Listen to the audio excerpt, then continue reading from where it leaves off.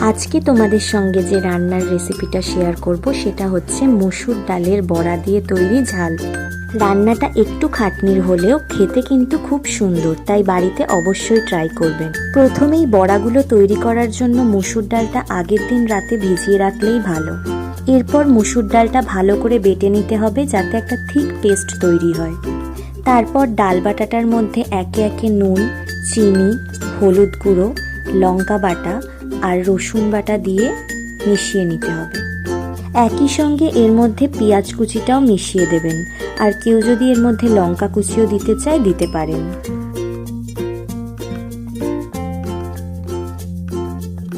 এরপর ভালো করে হাত দিয়ে ডালটাকে ফেটিয়ে নিতে হবে। এরপর বড়াগুলোকে একে একে ভেজে নিতে হবে।